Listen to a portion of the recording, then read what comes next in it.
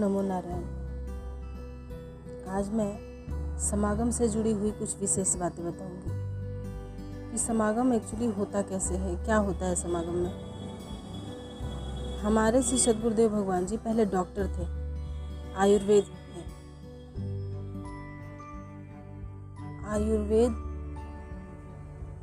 में जड़ी बूटियों से इलाज करना, मतलब श्री सद्गुरुदेव भगवान जी कितना भी भीषण, कितना भी असाध्य रोग हो, उसका इलाज प्रभु जी कर सकते हैं। और ऐसा उन्होंने समागमों में दिखाया है, उन्होंने करके ऐसे लाखों करोड़ों अनुभव हैं। इसी सद्गुरुदेव भगवान जी की मात्र एक छोटी सी दवाई से वो बीमारी ठीक हो गई है। डॉक्टर, बड़े बड़े नेता, अभिनेता इसके साक्षी हैं कि श्री सद्गुरुदेव भगवान जी की कृपा कैसे होती है। जब समागम होता है ना, तो बहुत से लोग भ्रम में हैं कि वहाँ पे समागम में पैसे लगते हैं जाने के।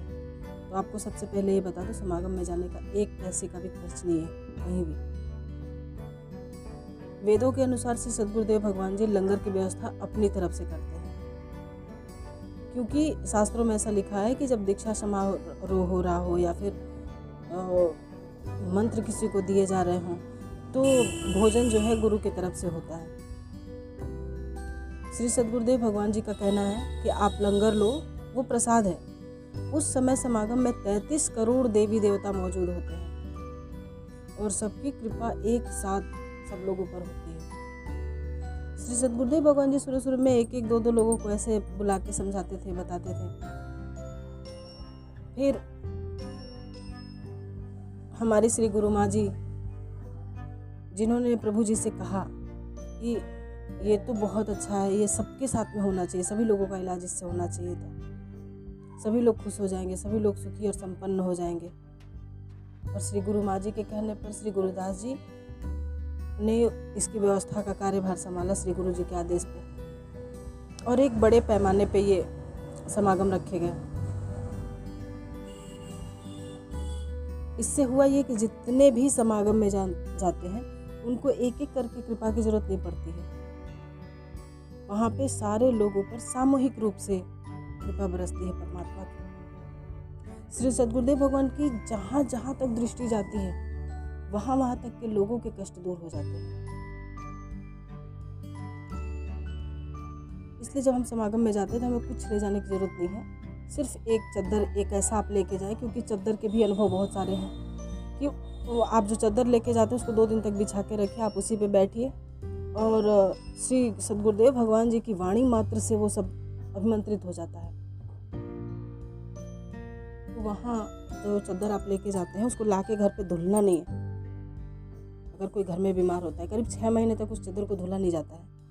ऐसा श्री सद्गुरुदेव भगवान जी ने पिछले समागमों में बताया भी है कि आप ला के रखिए उसको, और करीब 6 महीने के भीतर में अगर कोई घर में बीमार पड़ता है, फिर ऐसा कुछ प्रारूप होता है, तो आप उस बीमार व्यक्ति को उस चद्दर पे सुलाइए और उसका आप जो है अनुभव लीजिए। कहने की बात नहीं है, करने की बात है, आप कीजिएगा। वहाँ पे श्री सद्गुरुदेव भगवान जी के द्वारा पहले दिन समागम में श्री शनि मंत्र दिए जाते हैं। श्री शनि भगवान का वो मंत्र जिससे हमारे जीवन में आने वाली छोटी बड़ी बाधाएं हट जाती हैं। श्री शनि भगवान की महिमा के बारे में श्री सद्गुरुदेव भगवान जी बताते हैं कि जिनके ऊपर श्री शनि भगवान की महिमा होती है ना, कृपा हो जाती है, उनके ऊपर संसार में कोई ग्रह, कोई दोष, इस तरह के प्रारूप नहीं लगते। इसलिए पहला दिन जो है श्री सद्गुरुदेव भगवान जी श्री शनि मंत्र देते हैं सभी लोगों को। उसमें विधान लिखे होते हैं आपको कैसे करना है, और एक शुद्धि मंत्र मिलता है, क्योंकि आप समागम में आए हैं तो आपके जो शुद्धिकरण का प्रारूप है वो एक मंत्र से शुरू होता है। श्री गुरु जी वहाँ पे एक मंत्र देते हैं जिसको 9 बार बोलना होता है जब तक वो समागम के पंडाल में आप बैठे होते हैं। उसके बाद आपने पूरा दिन बैठना। श्री गुरु जी ने कहा है कि ऐसे तो सच में हम अपनी ज़िंदगी में कभी भी तपस्या नहीं कर सकते, ना कोई ऐसी भक्ति भावना से कोई ऐसी पूजा पाठ कर सकते जिससे हमारा कल्याण हो जाए। तो श्री सद्गुरुदेव भगवान जी हम लोगों से वही करवाते हैं। वहाँ समागम में बुला के कहते हैं कि आप समागम में पंडाल के अंदर बैठे रहो, चुपचाप लंगर लो और चुपचाप वहाँ बैठे रहो, भगवान का सुमिरन करते रहो।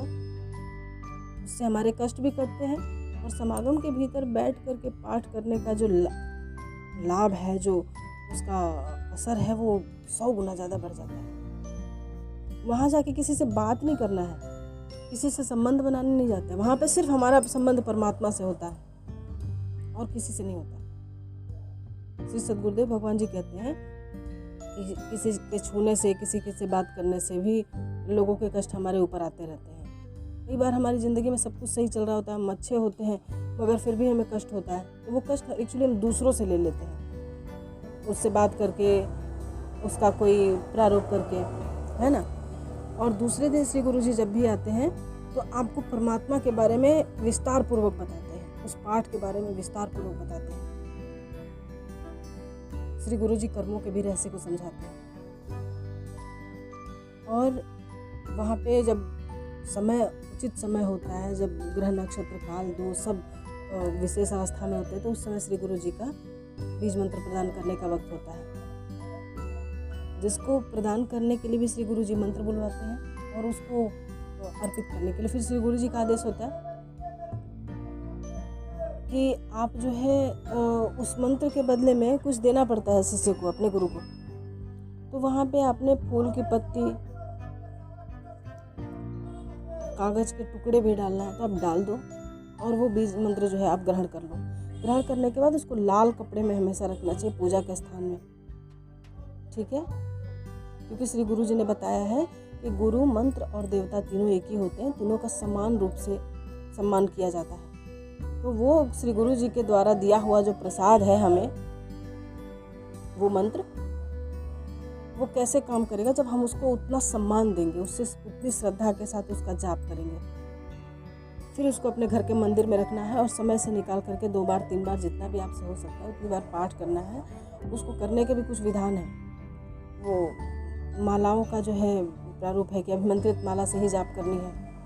श्री गुरु जी ने ऐसा बताया है, जाप करते वक्त भी हमें कुछ बातों का ध्यान रखना पड़ता है। माला अभिमंत्रित होनी चाहिए, आप कहीं से भी लो।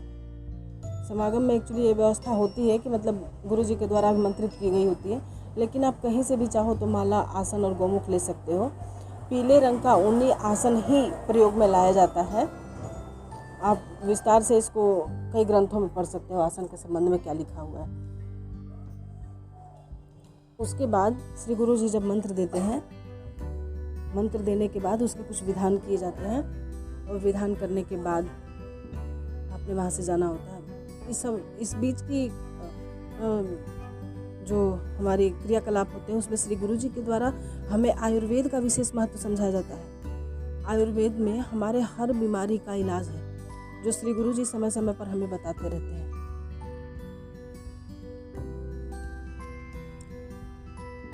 बाकी वहाँ पे आपके किसी तरह का कोई भी ना खर्च है, ना आपने कोई तकलीफ है।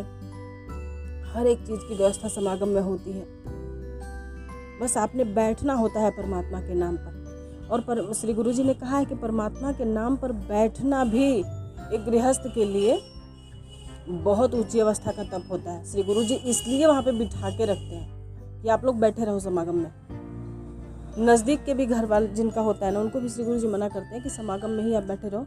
दूसरे दिन जब समागम की पूर्णाहुति होगी उस समय आप घर पे जाना। बाकी श्री गुरु जी हमारे कष्टों का निवारण कैसे करते हैं, जब योग कराते हैं उसमें हजारों लोग खड़े होकर अपना अनुभव जो सुनाते हैं, मेरा ये दर्द खत्म हो गया, मुझे ऐसा था वैसा हो गया, इस तरह के हजारों अनुभव आप सुनने को मिल जाएंगे यूट्यूब पे। तो जब भी सामूहिक रूप से गुरु जी नाद योग, विभूति योग कराते हैं, वहाँ पर इस तरह के विशेष प्रारूप वाले भी और भी योग होते हैं जो श्री गुरु जी के द्वारा वहाँ पे कराए जाते हैं। उससे हमारे विकार दूर होते हैं, हमारे अंदर परमात्मा का वास होता है, हमें परमात्मा की बात समझ में आती है, हमें परमात्मा की कृपा समझ में आती है। हमारी कई बीमारियां जो है बस उस योग को करने से चली जाती हैं। इसलिए उस समागम का विशेष महत्व है।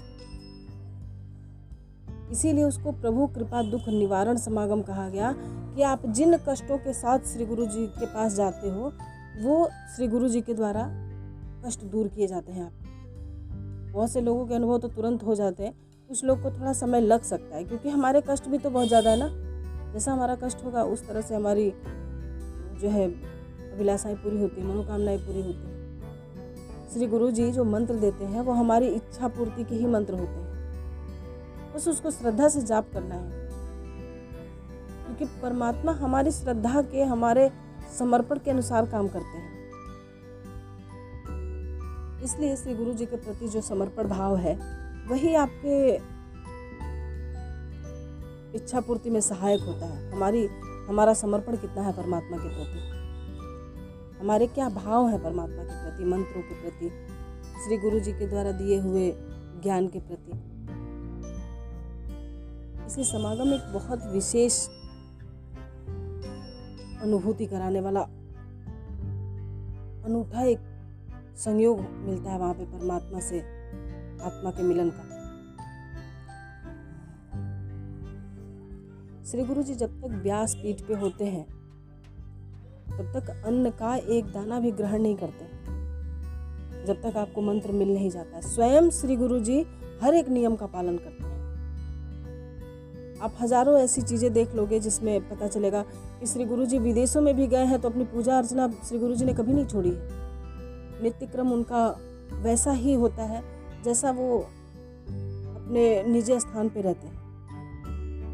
मूर्ति भी श्री गुरु जी की साथ में रहती है, सारी पूजा पाठ की सामग्री साथ में रहती है। दीपक जलाना, धूप दिखाना, परमात्मा के प्रति जो आदर भाव सम्मान होता है, माता के प्रति जो श्री दुर्गा सप्तशती का पाठ है वो श्री गुरु जी का निरंतर चलता रहता है, चाहे गुरु जी कहीं भी किसी अवस्था में हो। इसलिए श्री गुरु जी की महिमा का हम बखान नहीं कर सकते। मैं समागम के विषय में और भी आपको बहुत सी बातें बताऊंगी। तब तक के लिए नमो नारायण।